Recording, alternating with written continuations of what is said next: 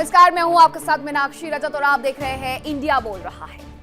Khamenei को सुपुर्द खाक करने के बाद अब ईरान का सिर्फ एक ही मकसद है, डोनाल्ड ट्रंप की हत्या। इजरायली खुफिया एजेंसी मोसाद की रिपोर्ट में यह सनसनीखेज खुलासा भी हुआ है कि ईरान ट्रंप को अपना सबसे बड़ा दुश्मन मानता है, क्योंकि ट्रंप की वजह से इजरायल ने ईरान पर हमला करने की हिम्मत दिखाई। और इतना ही नहीं, ट्रंप के फैसले ने ही खामनेई को मौत की नींद सुलाया था। जारी बातचीत के बीच में अब अमेरिका ने एक बार फिर से जंग छेड़ दी है। कल इनकी बैठक होने वाली थी, 11 तारीख को मुलाकात होने वाली थी, बातचीत होने वाली थी, लेकिन उस पर भी संशय के बादल मंडरा रहे हैं, क्योंकि अमेरिका की तरफ से युद्ध विराम का उल्लंघन कर दिया गया है। ईरान पर हाई रिस्क है, लेकिन ट्रंप पर हमला 100% फिक्स माना जा रहा है। आज इसी मुद्दे पर होगी चर्चा। और चलिए एक बार फिर से रुक करेंगे इंडिया बोल रहा में ईरान का। आयतुल्लाह अली खामनेई को सुपुर्द खाक किए जाने के तुरंत बाद एक सनसनीखेज खुफिया रिपोर्ट ने पूरी दुनिया में हड़कंप मचा दिया है।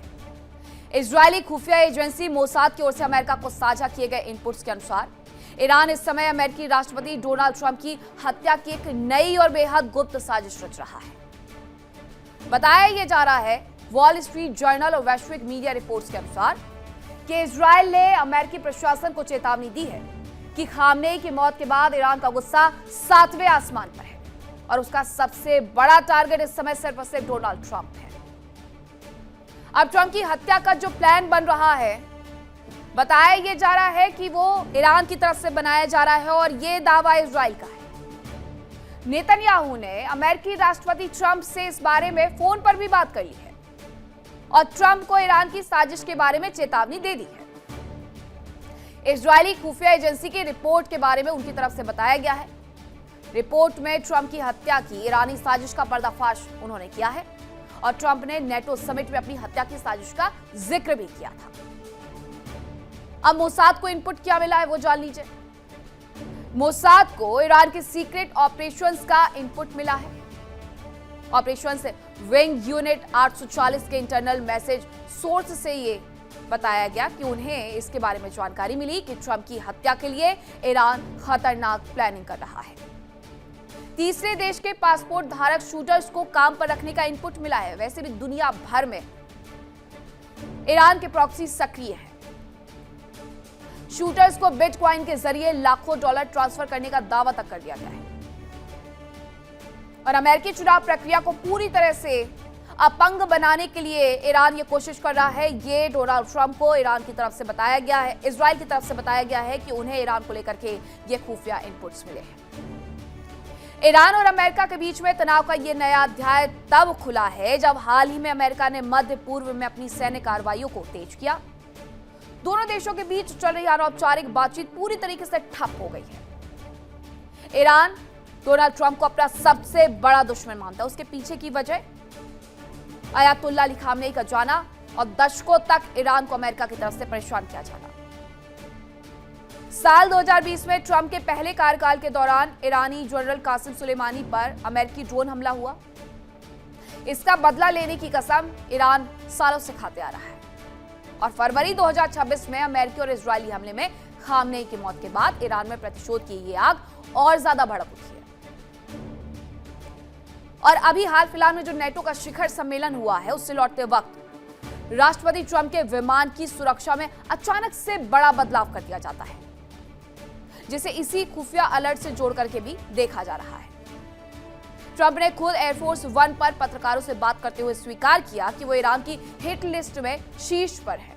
हालांकि वो बात अलग है कि एयरफोर्स 1 की जब बात होती है तो ये कहा जाता है कि ये भूकंप रोधी है, ये परमाणु अटैक को भी सह सकता है, लेकिन बावजूद इसकी दिशा को परिवर्तित कर दिया जाता है। हालांकि अमेरिकी रक्षा अधिकारियों का एक धड़ा यह भी मान रहा है कि इजरायल की ये रिपोर्ट ईरान के खिलाफ अमेरिकी सैन्य हमलों को और ज्यादा तेज करवाने के लिए एक रणनीति भी हो सकती है। अब यही सब समझेंगे हमारे मेहमानों से। कौन कौन से मेहमान मेरे साथ जुड़े हैं आपका परिचय करवाती हूँ। मेरे साथ जुड़ रहे हैं group captain U K Devnath, defence expert, group captain Tapesh Chaudhary, defence expert, doctor Ajitabh Singh, विदेश मामलों के जानकार, अहमद मस्ती खान, सीनियर जर्नलिस्ट अमेरिका से। सबसे पहले अहमद मस्ती खान जी, आप ही से मेरा ये सवाल होगा कि एयरफोर्स 1 आखिरकार उसे डाइवर्ट क्यों कर दिया गया जब इतने सारे दावे किए जाते हैं कि परमाणु अटैक को भी स्वीकार कर सकता है। और डोनाल्ड ट्रंप बार बार ये कह करके कि मेरी हत्या हो जाएगी, ये खौफ क्या वहां के वोटर्स में भर रहे हैं कि अब आने वाले वक्त में बस यही मेरे पास एक मौका रह गया है।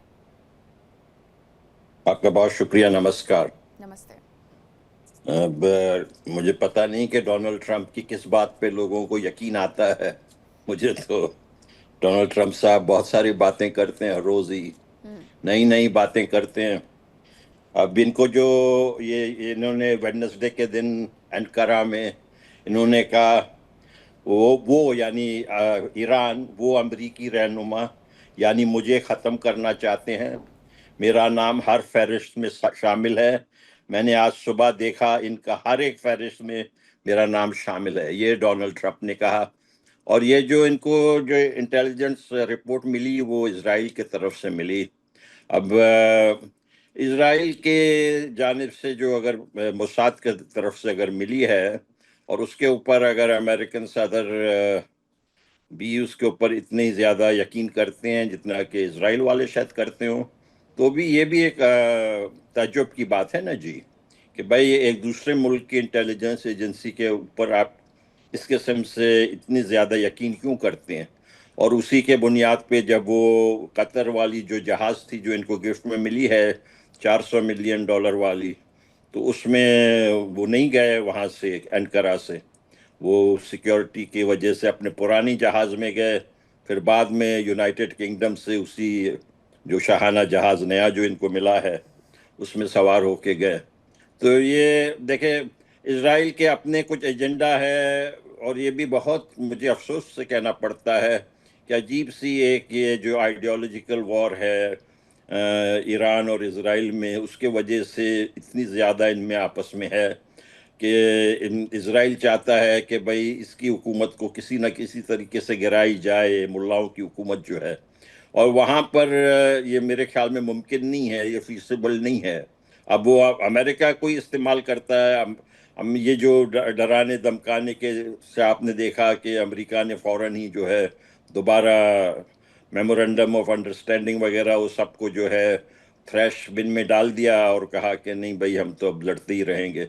अब ये मामला यहाँ तक चला गया है। अब ये एक तरफ ईरान के लोग जो हैं, कुछ लोग जो IRGC वाले हैं वो भी इंतहाई एक्सट्रीमिस्ट हैं, वो भी अपना टोन डाउन नहीं कर रहे हैं। उन्होंने भी जब उनके खामिनाई की फ्यूनरल भी थी वहाँ पर उन्होंने दोबारा कहा कि हम ट्रंप से बदला लेंगे पूरी दुनिया के आगे। ये जो है मौका दे देती है। फिर ये जो 4 जुलाई से लेकर के 10 जुलाई तक ये पूरा काफिला निकला है करबला तक का, मशहद तक का, तो ये वहां पर होना ही था। लोगों को इमोशनली टूटना था और उन्हें कहना था अमेरिका डाउन, और उन्होंने वो किया, डॉक्टर अजताब सिंह। लेकिन क्या ये इजराइल की तरफ से एक सोची समझी रणनीति है जिसमें डोनाल्ड ट्रंप को ये भरोसा दिलवाया जाए कि आपकी हत्या होने वाली है, ईरान ये करने वाला है, ताकि पैनिक सिचुएशन में आकर के डोनाल्ड ट्रंप और हमले करना शुरू कर दें? देखिए मीनाक्षी जी, निश्चित रूप से इजराइल एकमात्र देश है जो चाहता है कि युद्ध कंटिन्यू रहे, क्योंकि वहां इलेक्शन है और प्रधानमंत्री नेतन्याहू के जो राजनीतिक कैरियर है उस पे एक तरह से दांव लगा हुआ है। तो वो साम दाम दंड भेद कोई भी हथकंडा अपनाने से नहीं चुकेंगे।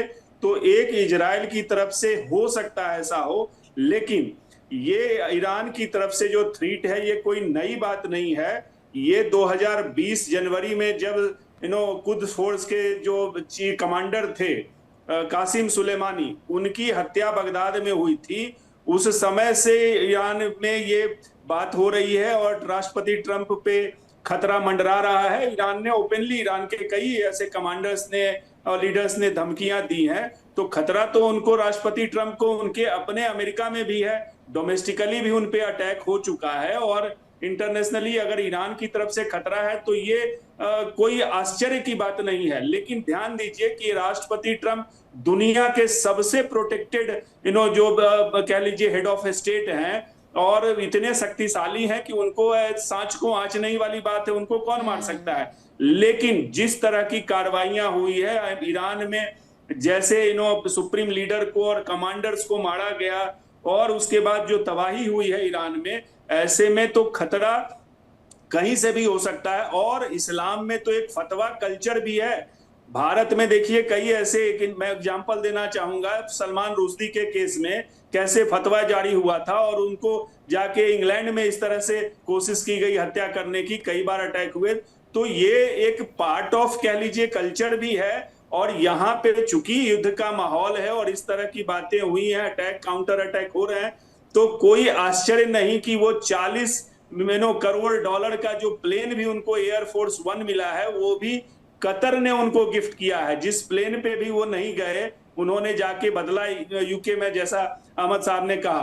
तो कई सारे प्लॉय से, इस तरह के हथकंडा से दोनों तरफ से, एक तरफ अमेरिका की कूटनीति दबाव की जो नीति है उसका भी एक हो सकता है, इजराइल ऑफ कोर्स नहीं चाहता है, वो तो चाहता है युद्ध रहे, वो भी है, और तीसरी तरफ खतरा है, इससे भी इनकार नहीं किया जा सकता। लेकिन ग्रुप कैप्टन तपेश चौधरी जी, ये क्या माना जाए, जितनी खुफिया इनपुट्स आ रहे हैं, जितनी ये सूचनाएं आ रही हैं, जो गैदरिंग हो रही है इन इंफॉर्मेशन की, क्या ये समझा जाए कि एक बार फिर से एक्टिवेट कर दिया गया है अपने जो प्रॉक्सीज हैं ईरान के उन्हें, क्योंकि अब तो करबला से लेकर के मशहद तक की पूरी यात्रा हो चुकी है, फुल स्केल वॉर लड़ना है। Good evening, Meenakshi, and good evening to all my fellow panelists. I'm humbled to be part of such a good panel. Thank you, sir. And मैं ये कहना चाहूँगा कि देखिए, पहले ना वॉर में बड़े एथिक्स होते थे। वॉर एक लड़ाई का नाम है, एक बहुत भयावह दृश्य होता है, लेकिन फिर भी एथिक्स होते थे। आज की दुनिया में और आज की डेट में कोई एथिक्स नहीं है वॉर के। मेरा कहने का पर्पज ये है कि क्या अमेरिका ने ईरान पे अटैक किया वो सही था, वो क्यों अटैक किया गया, क्या खामनेई साहब को और उनके साथ इतने सारे लोगों को मारा गया वो सही था, क्या कासिम सुलेमानी की हत्या सही थी, क्या जो एक स्कूल पे 170 बच्चियों को मारा गया वो सही था, क्या इजराइल के ऊपर जो अटैक हुआ अक्टूबर में इतने हजारों लोगों को सफर करना पड़ा वो सही था। तो कोई एथिक्स नहीं है कहीं भी। तो जब भी कोई काम ऐसे करता है तो उसको डरना स्वाभाविक है। और कासिम सुलेमानी की हत्या के बाद ये आवाज बहुत ज्यादा आई थी ईरान से, और अब तो इस वॉर में और भी ज्यादा है कि ये कहना कि ईरान ट्रंप की हत्या का प्लान नहीं कर रहा है, ये बिल्कुल ठीक नहीं है। अगर वो कर सकते हैं तो करेंगे। पैनलिस्ट ने कहा कि अमेरिका का प्रेसिडेंट बहुत पावरफुल है, उसकी सिक्योरिटी अच्छी है, तो ऐसा नहीं है कि अमेरिका के प्रेसिडेंट्स की हत्या पास्ट में नहीं की गई है। ये तो दाव की बात है, किसको कहां से दाव मिलेगा और कौन आपकी सिक्योरिटी में सैन लगा के घुस जाएगा। पर जहां तक ट्रंप साहब की क्रेडिबिलिटी का इशू है, ट्रंप साहब की क्रेडिबिलिटी को आप परसेंटेज में भी नहीं नाप सकते। मैं ये भी नहीं कह सकता कि 50% है, 40% है, जीरो है, जीरो। मुझे ऐसा लगता है कि ये कोई फ्रेश जो प्रोपोगंडा चलाया जा रहा है, ये एक प्रोपोगंडा ही है। दो रीजन की वजह से ट्रंप साहब कुछ भी कोशिश कर रहे हैं सिंपैथी लेने की, किसी भी तरीके से इस ईरान वॉर में अगर वो जीतते नहीं हैं तो कम से कम कुछ सिंपैथी ले लें। सितंबर अक्टूबर का इलेक्शन बहुत इंपॉर्टेंट है। देखिए इंडिया डेली 24/7 अब आपकी स्मार्ट टीवी पर। इंडिया डेली मौजूद है सभी डिजिटल प्लेटफॉर्म पर लाइव और लगातार। इंडिया डेली 24/7 हर दिन राष्ट्र को समर्पित।